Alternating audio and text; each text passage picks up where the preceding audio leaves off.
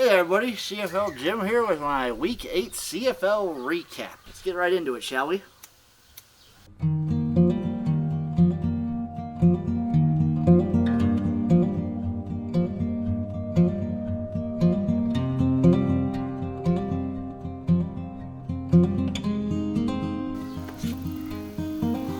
Game number 1, we had the Montreal Alouettes taking on the Hamilton Tiger Cats, with the Tiger Cats winning this one 24-17.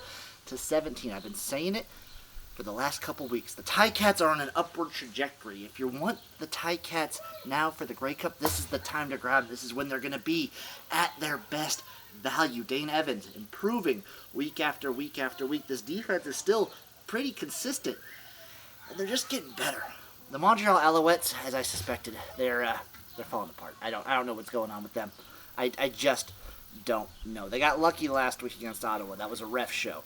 I'm going to state my claim in that. That Ottawa-Montreal game was a god-dang ref show. I got a couple questions, though, for the Ticats. First off, what are you doing with this whole quarterback situation?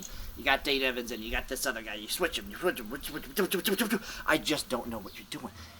You got your man. Stick behind your man. Stick behind Dane Evans. He'll get you there. He's going to be good enough. Yeah, I was decrying him week 1, week 2, week 3. But you know what? He's looking better. He's even looking good at points. And that's what you need, Ticats. You need a good, consistent quarterback. And that's what's going to get you to the playoffs. Trevor Harris from Montreal, I'm going to go ahead and declare him as the benchmark quarterback. If you're better than him, you're a good quarterback. If you're worse than him, you're a bad quarterback. He's the definition of middle of the pack. Like, he has his moments. He puts up some nice numbers for fantasy here and there, but he does nothing flashy. He doesn't wow me. This second half was a clusterfuck, but that's what allowed the Ticats to win. I think Hamilton, what they're going to do, what they're going to have to do is drag teams down to their level and beat them at the ground game like a trained wrestler in a UFC match. They just got to bring them down to the ground. The Hamilton Tiger Cats are the grapplers of the CFL, if you understand what I'm saying. And Montreal just can't hang. They just couldn't hang on the ground where Hamilton thrives. So takeaways for each team. For the Montreal Alouettes, you just need to make every game into a crazy, insane shootout. That's where you seem to thrive, because the two games that have been really low scoring, they both lost, and they at least have like a 50-50 mark in these high scoring affairs. So I want to just aim for as many points as possible. Just stop kicking field goals. Just start going for it on third down.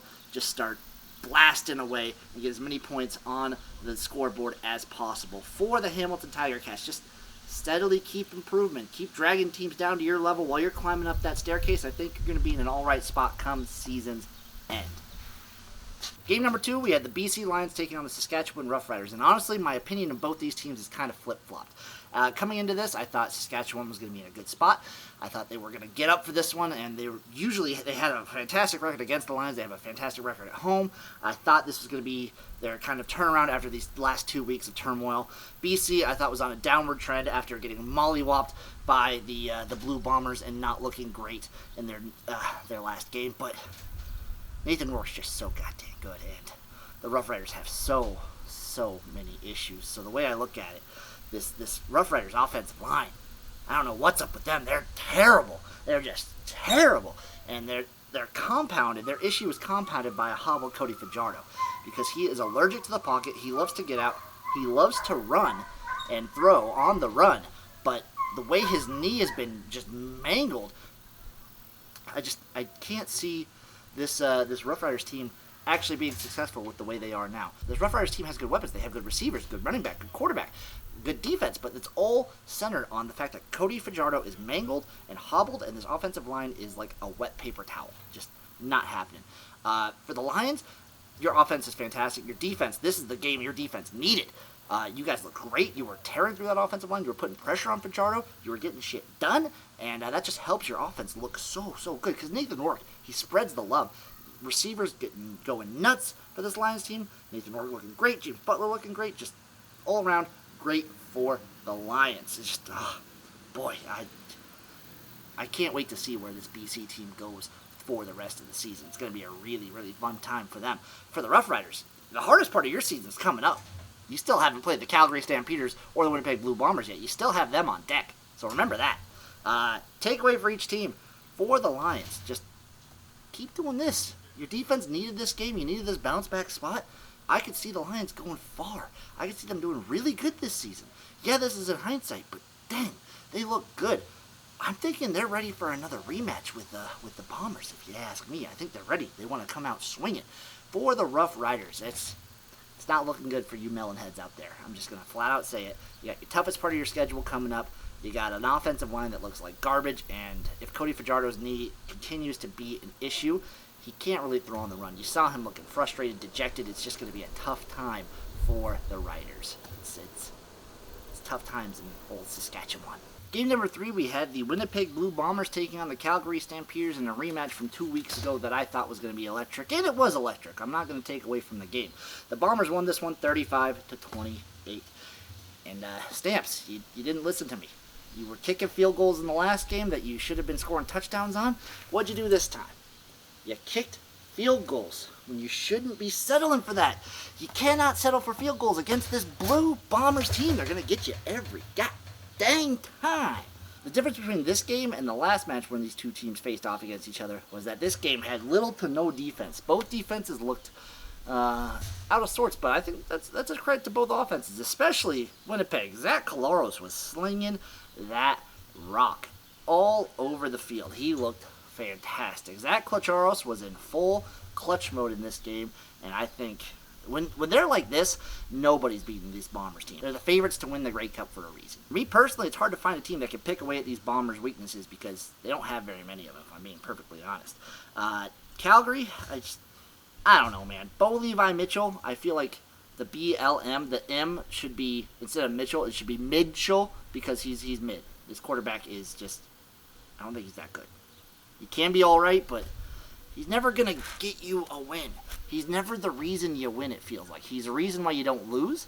Like, he's never going to lose you a game, but he's not going to win you any games, and it's frustrating to watch. When you see this Calgary team that is defensively powerful, that has weapons on offense, and it's just, I feel like Bo Levi Mitchell's just not taking advantage of this team and the weapons he has like he should. Especially in contrast when you see like a Zach Collaros for this Bombers team just looking absolutely amazing. Takeaways for each team. For the Calgary Stampeders, I don't even know what you can do. You're going to have to start playing risky. When you face against a Bombers team, you're just going to have to start playing risky because you're good enough to beat every other team. I'm just going to flat out say it. Maybe they have trouble with BC, but they're good enough to win against just about every damn near other team, except for this Bombers team. When you play this Bombers team, you're just going to have to put your nuts on the table and be a little risky with it. For the Blue Bombers, just keep doing what you're fucking doing. I don't even know. No notes. No notes for you guys. Good job. A+ for the Winnipeg Blue Bombers. I very easily see them just marching their way to another Grey Cup win. Game number 4, we had the Ottawa Red Blacks taking on the Toronto Argonauts with the Red Blacks of all teams winning 23-13. This was just the game that Caleb Evans needed. We were kind of deriding him a little bit, the entire CFL community. I was calling him Dane Evans' little brother, but he proved me wrong here. He looked fantastic. He could run the ball, he could throw the ball, he could do no wrong in this matchup. Meanwhile, the Toronto Argonauts team, what a letdown. Then again, this was the perfect opportunity for a team like the Red Blacks to snatch a win because Toronto was on a letdown of all letdowns. They had just won back-to-back games against the Rough Riders, a Western team, and they were sitting pretty on top of the East. And what better team to come up and knock them down a peg than the Ottawa fucking Red Blacks. The Argos could do nothing on offense, in my opinion. They had a negative run game, and McLeod Bethel-Thompson can only do so much. He's good at putting up numbers, not so good at putting up wins when it matters. He doesn't have that clutch gene, so to speak, but Caleb Evans showing off, showing out. Second half started basically from the end of the first half to all the way through the rest of the game. This was the Red Blacks game to lose. They just had all the momentum coming away once the second half started, and they just asserted their dominance over an Argos team who I still have no clue what's going on there. I have no clue, no idea what's going on with these Toronto Argonauts whatsoever. So my takeaways for the teams. For the Ottawa Red Blacks, congratulations.